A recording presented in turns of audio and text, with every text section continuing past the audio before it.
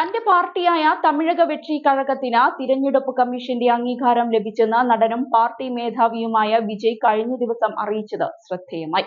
തിരഞ്ഞെടുപ്പ് കമ്മീഷൻ തന്റെ പാർട്ടിയെ ഔദ്യോഗികമായി രജിസ്റ്റർ ചെയ്യുകയും തിരഞ്ഞെടുപ്പ് രാഷ്ട്രീയത്തിൽ പങ്കെടുക്കാൻ അനുമതി നൽകുകയും ചെയ്തതായി വിജയ് പ്രഖ്യാപിച്ചിരുന്നു.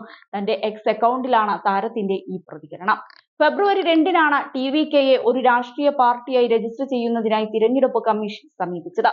അപേക്ഷ സമർപ്പിച്ച് 7 മാസത്തിന് ശേഷമാണ് അംഗീകാരം ലഭിക്കുന്നത്. പാർട്ടിക്ക് രജിസ്ട്രേഷൻ ലഭിച്ചതോടെ രാഷ്ട്രീയ പാർട്ടി എന്ന നിലയിൽ TVKയ്ക്ക് വരാനിരിക്കുന്ന തിരഞ്ഞെടുപ്പുകളിൽ സ്ഥാനാർത്ഥികളെ നിർത്താം. ഞങ്ങളുടെ ആദ്യ വാതിൽ തുറന്നിരിക്കുന്നു എന്നാണ് തിരഞ്ഞെടുപ്പ് കമ്മീഷന്റെ അംഗീകാരത്തെക്കുറിച്ച് വിജയ് പറഞ്ഞത്. കഴിഞ്ഞ മാസം ചെന്നൈയിൽ നടന്ന ഒരു പരിപാടിയിൽ വിജയ് തന്റെ രാഷ്ട്രീയ പാർട്ടിയുടെ പതാക പുറത്തിറക്കിയിരുന്നു. ഈ ചടങ്ങിൽ പതാക ഗാനവും അവതരിപ്പിച്ചിരുന്നു. മെറൂണും മഞ്ഞയും നിറമുള്ള പതാകയിൽ 2 ആനകളും അതിനിടയിൽ ഒരു പൂവുമാണ് ഉള്ളത്. തമിഴിൽ വാഗൈ എന്നറിയപ്പെടുന്ന അംബ്ലീസിയ ലെബെക് എന്ന പൂവാണ് പതാകയിലുള്ളത്. ഇത് വിജയത്തെയാണ് പ്രതീകപ്പെടുത്തുന്നത്.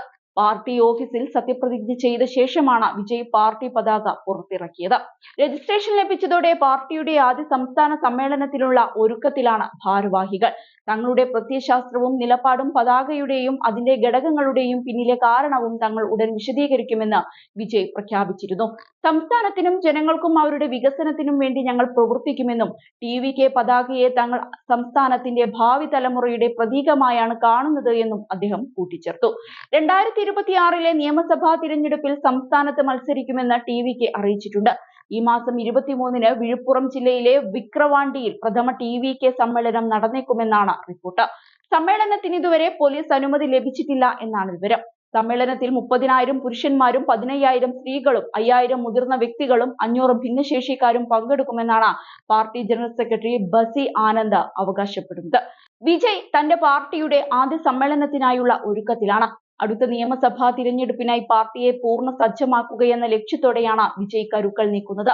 തിരഞ്ഞെടുപ്പിൽ വിജയ് തനിച്ച് മത്സരിക്കുമോ അതോ ഏതെങ്കിലും പാർട്ടികളുമായി സഖ്യം രൂപീകരിക്കുമോ എന്ന കാര്യത്തിലും ഇതുവരെ വ്യക്തമായ സൂചനകളൊന്നും താരം നൽകിയിരുന്നില്ല. വിജയ് ഏത് സഖ്യത്തിന്റെ ഭാഗമാകുമെന്ന ചർച്ചകൾ ശക്തമാകുന്നതിനിടയിലാണ് പാർട്ടിയുടെ ഉദ്ഘാടനവുമായി ബന്ധപ്പെട്ട് ഒരു പുതിയ നീക്കവും വിജയ് നടത്തിയിരിക്കുന്നത്. പാർട്ടിയുടെ ആദ്യ സമ്മേളനത്തിൽ കോൺഗ്രസ് നേതാവ് രാഹുൽ ഗാന്ധിയെ പങ്കെടുപ്പിക്കാനാണ് വിജയ് ശ്രമിക്കുന്നതെന്നാണ് റിപ്പോർട്ടുകൾ. രാഹുൽ ഗാന്ധിയെ സമ്മേളനത്തിൽ പങ്കെടുപ്പിക്കുന്നതിനായി കോൺഗ്രസ് കേന്ദ്ര നേതൃത്വവുമായി വിജയ് ബന്ധപ്പെട്ടിരുന്നു. രാഹുൽ ഗാന്ധിക്ക് പുറമെ മുഖ്യമന്ത്രിമാരായ പിണറായി വിജയൻ, രേവന്ത് റെഡ്ഡി, ചന്ദ്രബാബു നായിഡു, കർണാടക ഉപമുഖ്യമന്ത്രി DK ശിവകുമാർ എന്നിവരെ പങ്കെടുപ്പിക്കാനും വിജയ് ശ്രമിക്കുന്നുണ്ട്. കോൺഗ്രസും CPM-ഉം തമിഴ്നാട്ടിൽ DMK സഖ്യത്തിന്റെ ഭാഗമാണ്. ആ സാഹചര്യത്തിൽ രാഹുൽ ഗാന്ധി അടക്കമുള്ള കോൺഗ്രസ് നേതാക്കളും കേരള മുഖ്യമന്ത്രി പിണറായി വിജയനും ഉദ്ഘാടന സമ്മേളനത്തിൽ പങ്കെടുക്കുമോ എന്ന് വ്യക്തമല്ല.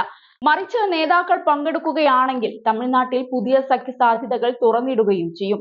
നേരത്തെ വിജയിയെ പാർട്ടിയിലേക്ക് പരസ്യമായി സ്വാഗതം ചെയ്തുകൊണ്ട് തമിഴ്നാട്ടിലെ കോൺഗ്രസ് നേതാക്കൾ രംഗത്ത് വന്നിരുന്നു.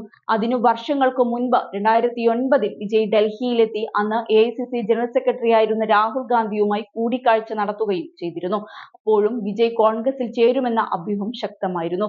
എന്നാൽ പിന്നീട് അദ്ദേഹം സ്വന്തം പാർട്ടി രൂപീകരിച്ച കാഴ്ചയാണ് നാം കണ്ടത്.